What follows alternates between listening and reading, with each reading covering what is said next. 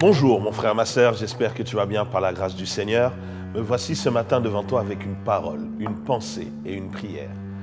Nous commençons cette nouvelle semaine avec un thème qui nous conduira cette semaine ainsi que la semaine prochaine, car nous allons traiter de la restauration, mais surtout des principes de la restauration.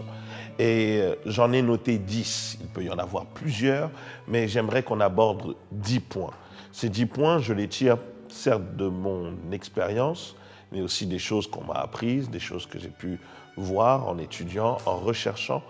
Et je pense que ces 10 points sont importants pour toute personne qui souhaite que Dieu le restaure, toute personne qui souhaite que Dieu l'arrange. Et comme nous le savons, la restauration, c'est vraiment un retour initial à un état qu'on avait peut-être perdu, à quelque chose qu'on avait perdu, à quelque chose qui était plaisant, qu'on avait mais qu'on n'a plus. C'est remettre les choses à son état d'origine. C'est remettre en état quelque chose qui fonctionnait bien, mais pour une raison ne fonctionne plus. Et vraiment, c'est ça. Durant toute cette semaine, ainsi que la semaine prochaine, j'aimerais qu'on puisse travailler sur ces points-là. 10 principes concernant la restauration ou pour toute personne qui souhaiterait être restaurée par le Seigneur. Et ma prière durant ces 2 semaines, c'est vraiment que Dieu te restaure. Et pour comprendre la restauration, nous allons utiliser un seul et même texte. C'est le texte de l'enfant prodigue qui se trouve dans Luc chapitre 15 du verset 11 au verset 20. Je le lirai aujourd'hui et tout au long de la semaine, nous prendrons juste quelques versets qui nous intéresseront en fonction des points, différents points qui seront abordés. Dans la version second 21, la parole de Dieu nous dit, il dit encore, un homme avait 2 fils. Le plus jeune dit à son père, mon père, donne-moi la part de mon héritage qui doit me revenir. Le père partagea alors ses biens. Peu de jours après, le plus jeune fils ramassa tout et partit pour un pays éloigné où il gaspilla sa fortune en vivant dans la débauche. Alors qu'il avait tout dépensé, une importante famine survint dans ce pays et il commença à se trouver dans le besoin. Il alla se mettre au service des habitants du pays, qu'il envoya dans ses champs garder les porcs. Il aurait bien voulu se nourrir des caroubes que mangeaient les porcs, mais personne ne lui en donnait.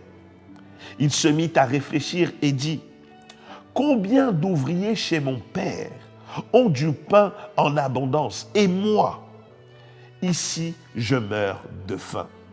Je vais retourner vers mon père et je lui dirai, « Père, j'ai péché contre le ciel et contre toi.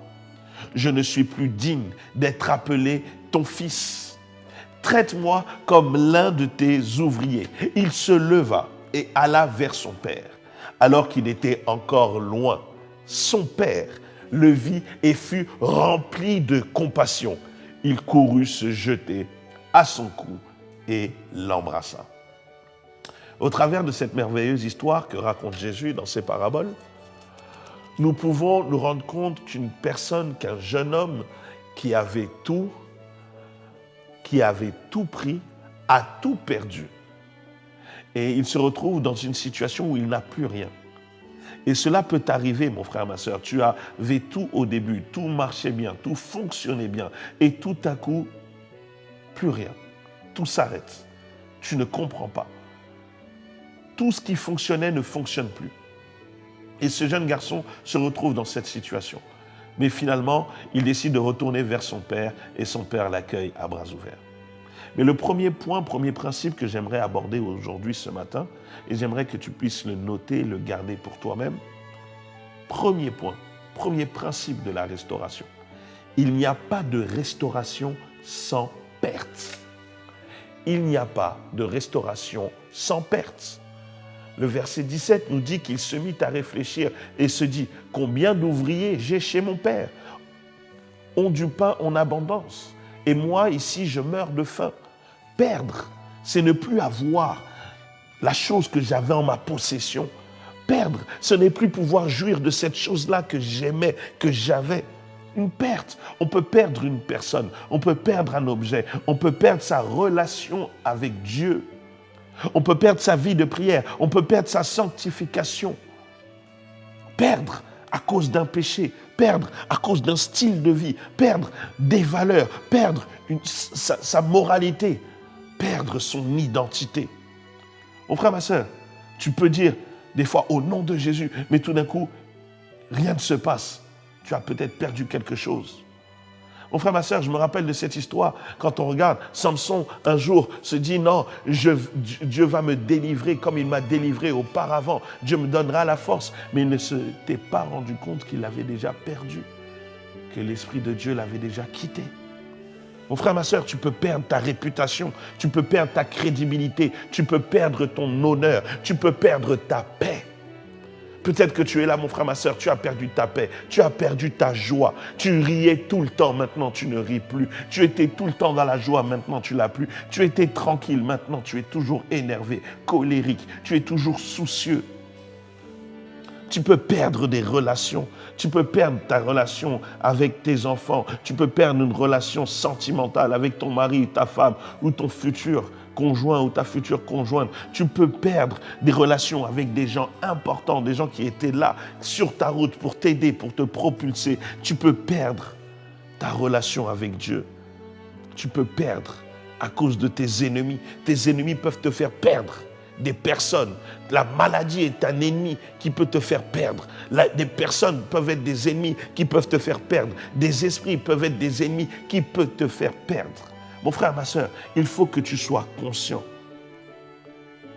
que la restauration commence d'abord par comprendre que j'ai perdu quelque chose.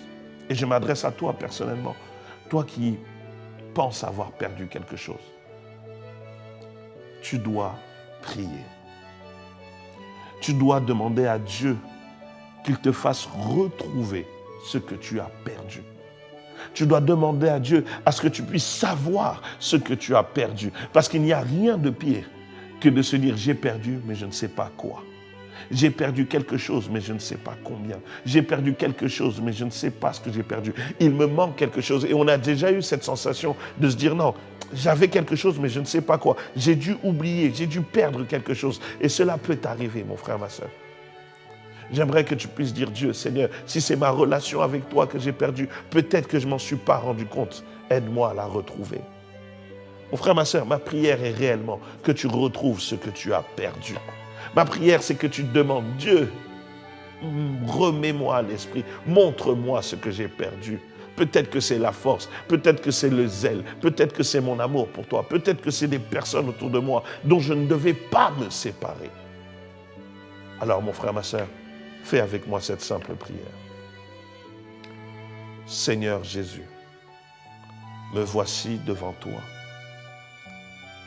Il y a des choses que j'ai perdues sans me rendre compte. Aide-moi à les retrouver. Aide-moi à voir ce que j'ai perdu. Peut-être que j'ai perdu ma force. Peut-être que j'ai perdu de la puissance. Peut-être que j'ai perdu des relations. Dans le nom de Jésus. Et nous disons Amen. Passe une excellente journée, mon frère, ma soeur, entre les mains du Tout-Puissant. Mais durant cette journée, demande à Dieu, Seigneur, montre-moi ce que j'ai perdu. Montre-moi ce que j'ai laissé en chemin.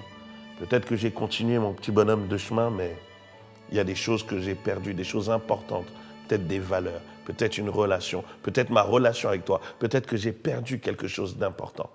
Aide-moi, Seigneur, à le retrouver. Passe une excellente journée, mon frère, ma soeur, mais surtout, n'oublie pas que Dieu est un bon Dieu. Amen.